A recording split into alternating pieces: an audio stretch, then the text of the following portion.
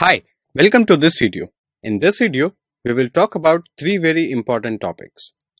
First, we are going to talk about standard library. Then, we are going to talk about modules. And at last, we are going to cover packages in Python. But before we start, why do we need to discuss these topics in the first place? Let me tell you why.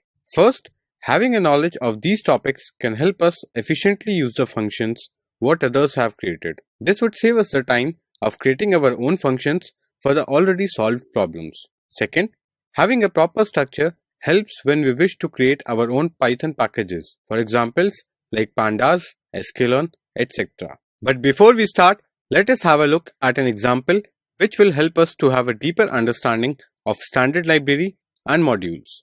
And then we will eventually move on to their formal definitions. Every person has some skills which are either innate or developed over time. For example, I can play good football, I am good with computers, I can dance a bit, and sometimes I can sing too.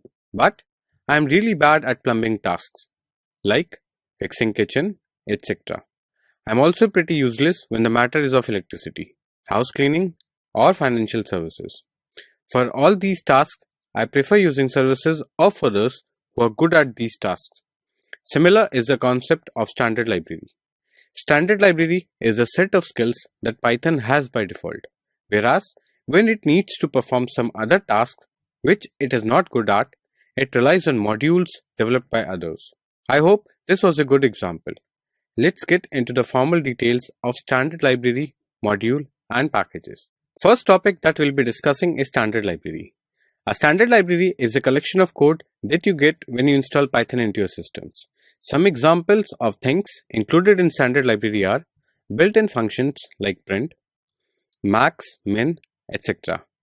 Built-in constants like false, true, none, etc. Data types native to Python such as int, float, bool, and str. Different file formats that Python supports reading and writing. There are many other types of codes too, like code to handle internet connections, etc. To use these functions, you do not need to import anything. You can use them on the fly. So this was all about standard library.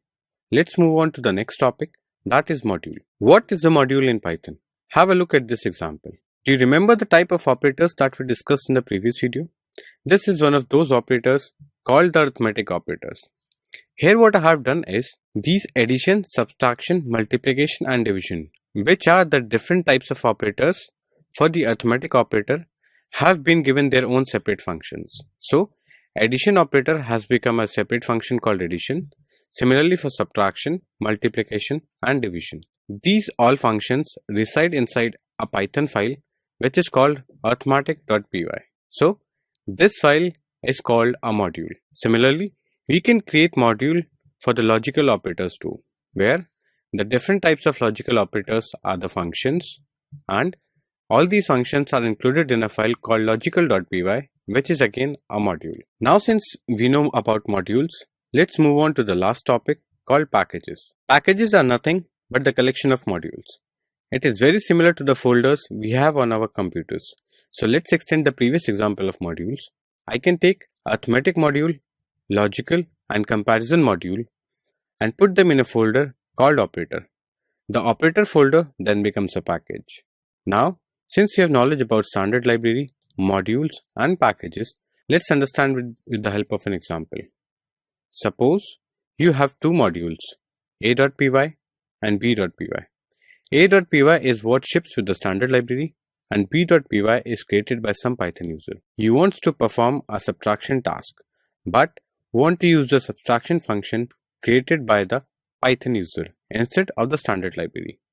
So how do you solve this problem? This is solved by importing the b.py module and using its subtraction. This way, Python would know that it needs to execute the subtraction function inside the b.py file and not inside the a.py file. Now, since you know why do we need to import modules, let's see how we can actually use a function by importing the module.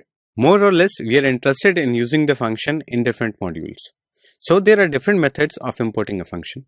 The first is where we directly import the function we are trying to use. Also, an import statement looks like this. For example, if you want to use the addition function that resides inside the arithmetic module, and this arithmetic module in turn resides inside the operator package. So what we can do is we can use the addition function by from operator.arithmetic import addition. So let me break this down to you. Import is a command that actually lets you import this function, and from tells from where this addition function needs to be imported. So if you want to use the addition function now, we can directly use the addition function and supply in the parameters. The other method to import is by importing the module rather than the specific function. So for example, we can import the arithmetic module from the operator package. Now, when we want to use the addition function, I can use a dot operator to access this function which resides inside this module. So addition will be called by arithmetic.addition supplied by the parameters. So this is how we can import a module in a Python function. And this was all about standard libraries, modules and packages. Thank you.